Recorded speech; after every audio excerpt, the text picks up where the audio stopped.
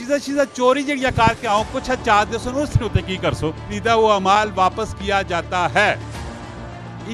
हो सकना है काउंटर ने तुसानी सिस्टम ने पैसे 100 की जगह 500 रुपए किदा पे होवे ज्यादा लाया पे होवे उसका किस तरह जांच पड़ताल कर सा गला कर सा खरिया साहब सचिया ते सुचिया अस्सलाम वालेकुम वीरो प्रो पैणो के हाल है ठीक हो राजी पाजी हो काबा साहब खैर करिए थे हाइपर मार्केट ओपन हुई है इटालियन माल केड़ी जगह ओपन होया दस्सा भी पूरी वीडियो वेखी कमेंट में राय भी देनी और साथ शेयर भी करना है ना मैं फुल पछाणी नहीं गल्लां करसा जिहड़ियां डाउट तुसां ने दिमागा विच आन ना वो डाउट अट सारे मैं नाल क्लियर करसा और तुसी पूरी वीडियो वेखसो फिर उस तो बाद राय लाजमी देनी और साथ शेयर भी करना है। अस्सलाम वालेकुम। वालेकुम सलाम जनाब क्या हाल है? मैं ठीक है अल्हम्दुलिल्लाह। पहले तो मैं दसो कि जड़ा इटालियन माल है इसकी लोकेशन की वे? ऐसी लोकेशन है जी main GT road model town near Carrefour mall वाह मैं जीटी रोड ने उत्ते ऑलरेडी तुसी लोकेशन भी पे वेख रहे हो। वजीर भाई मैं तुसी दसो कि और आने वाले 1-2 महीने तो बाद सर्दियां स्टार्ट होवन सुन ठीक है जनानियां चादरा कीतियां पियो सुन मर्दा जैकटा पाइयां पियो सुन चीज़ा चोरी जड़िया करके आओ कुछ चाहते सुन उसने उत्ते की कर सो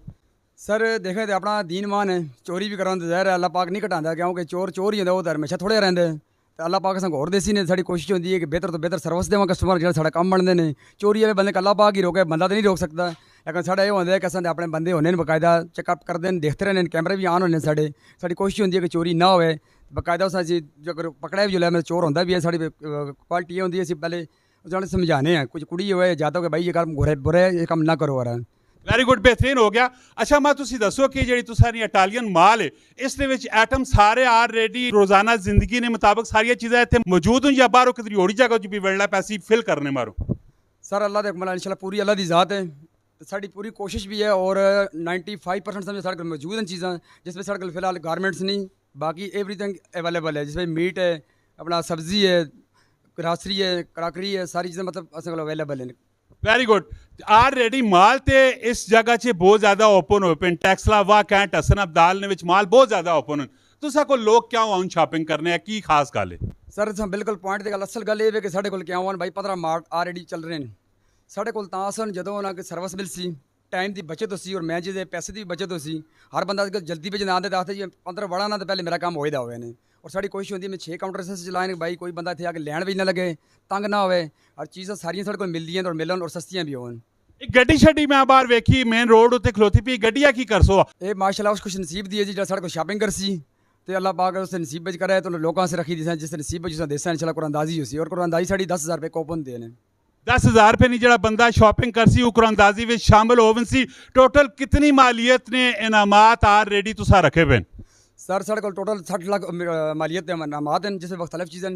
उम्र टिकट भी है गड्डी है मैन जड़े मतलब प्रोजेस्टर फैन हो गया फ्रिज हो गया TV हो गया बहुत सी चीज़ें 60 लाख इनामात हैं। Very good. अच्छा वजीर भाई बाज़ दफ़ा बंदा जिस टाइम आना है फैमिली ना लाना है चीज़ा अपनी मनपसंद दियां सारियां चाह के रेडी च रखना है रेडी च रखने के बाद काउंटर चला भी है तो हर चीज़ा ने रेट है तू टैली नहीं कर सकना है काउंटर वाला ठक ठक करके ऑलरेडी बिल निकल के आना है बिल निकल के आके तुसी उस पैसे चाह देने हो की समझ लगनी पैनी है कि हो सकना है काउंटर ने तुसानी सिस्टम ने पैसे 100 की जगह 500 रुपए किदा पे होवे ज़्यादा लाया पे होवे उसका किस तरह जांच पड़ताल कर सा?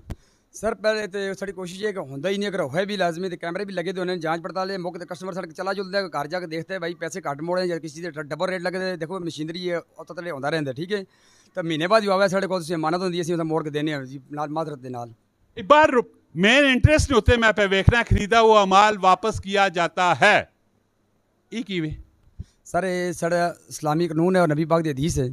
कि खरीदा हुआ माल वापस होना चाहिए भी है क्यों करना चाहिए सर क्योंकि चीज़ें देने हैं तो बड़ी खुशी नाल देने सर आए जी सर ये जी सर वो जी आगे पीछे और कुछ चाहिए जी जब वापस मतलब कोई बंदा लैके आंदे तो ये तो महीने बाद आंदा जी ये तो सारी खराश भेज दी जी वो चीज़ साढ़े भेज नहीं जो मोड़ के आने सी साड़ी चीज़ है जिस तरह से दे सा उस डबल इज्जत नाल वापस भी ले सा। क्यों जी मज़ा आया कि नहीं आया? असली वाली चीज़ा होनिया ने एक दफ़ा तुसा इस माल ने उत्ते लाजमी विजिट करना है विजिट करने तो बाद असा ने आके इस वीडियो ने तले कमेंट भी देना है। इटालियन माल जड़ा पाकिस्तान ने इस टाइम 8वीं ब्रांच है 8वीं कि 7वीं ब्रांच है मैं गलत हो गया 7वीं ब्रांच है और ये असा ने अपने शहर में आई पी टैक्सला वाह कैंट हसन अब्दाल बेहतरीन किस्म का सेटअप ही किन के आए पे ने मिलने नेक्स्ट वीडियो अपना बहुत सारा ख्याल रखियो फी अमान अल्लाह पाकिस्तान जिंदाबाद।